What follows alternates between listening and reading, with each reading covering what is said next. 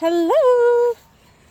I am outside with the kiddos. I thought I would take advantage of the time I had really quick because it's been a couple days since I ran my race to give a post-race update. So I ran on Saturday morning. My wave was at 8:30 and I'm in much better spirits as you can see, so that's good. I ran at the same park, Lady Bird Johnson Park. It was a 5K run against breast cancer.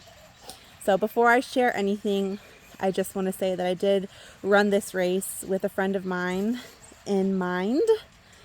They reached out to me right before the race and shared their experience with me battling breast cancer. And so this was for you. Love you. You know who you are.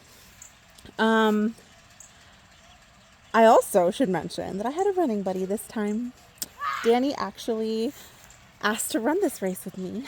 And I had been debating on whether or not I was going to share this whole part of it. But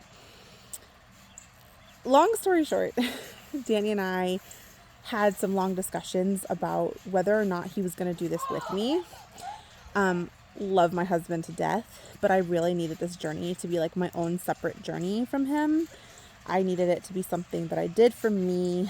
And also Danny's in a different place, like health-wise, than I am. He's in the gym all the time. He's always been about, like when I met him, he was like a total gym rat and really into lifting and things like that. We have different goals and stuff like that. But like one thing that that you should know about my husband is like if he puts his mind to something, his mind is set. And at one point a few months ago, he started working on his mile time, and he just gained more and more, shaved more and more minutes off his mile as the weeks went by. Like, did it very quickly. And I was so happy for him. And in the middle of that journey for him, he would do that separate during his workouts.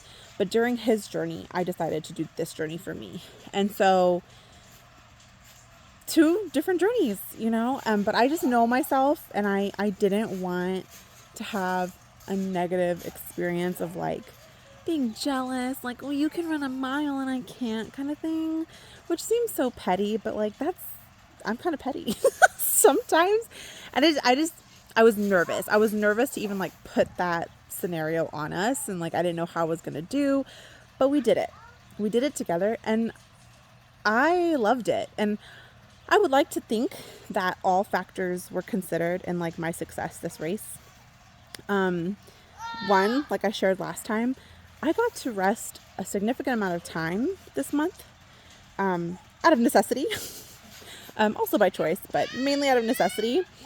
And I had a running partner, and I was doing it for a good cause.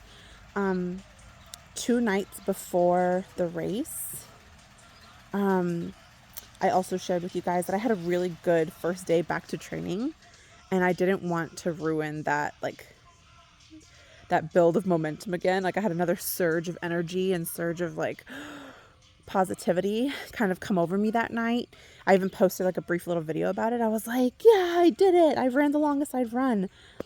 Let me tell you, the morning of the race, like just the whole race, I ran longer than I've ever run. I surpassed the times that I ran on Thursday night. I think it was great to have somebody there to pace me. Danny was super supportive. He stayed with me the whole time, even though I could tell he could have easily gone ahead. And I just kind of communicated as I needed to, like, okay, let's stop. I need a breather.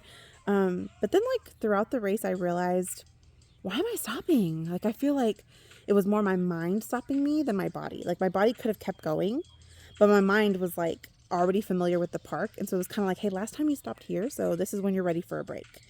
But I had to start ignoring that because I was like, well, the last time I ran was not a race I want to duplicate. So maybe I shouldn't listen to that little voice. And let me just see if I can run through that. So it's pretty neat because the app that I'm using is called the 10K app. It's kind of similar to Couch to 5K. You can train for the 5K. Then once you meet that goal, you can move on to the 10K and so on and so forth as you progress in your running. And during your training sessions, you have the opportunity to break for a walk or skip the break. If you're feeling good and feeling great that workout, you can skip the walking break and just continue to run into the next run. And that's kind of what it felt like. It kind of felt like I was doing that for myself there on race day. And it got to the point where, like, so this was a first time run for Danny, like his first time being on the trail and everything. So I was kind of talking to him and telling him, like, this is where I kept going and I wasn't supposed to. And up there, that bridge, that's where I was supposed to turn around, but I kept going and I called you and I was crying. And when we got to that bridge, I had this like rush, like this new surge of energy come over me. And I didn't say anything to him at first. We just hit the bridge, turned around, we started heading back. You know, he was really encouraging me. He's like, push it here, push it towards the middle, let's push through. And I was like, you know what? He's like, I'm going to take this one last break. And I'm going to try to do the rest back with no more breaks. And I did it. Like, I don't know what happened. I don't know who came over me. I don't know what happened, but I did it. Like, I was probably, again, at that shuffle pace, but like constant movement was happening, like forward motion, like nothing could stop me. I was inertia. It was happening. And it was just a really feel good moment for me.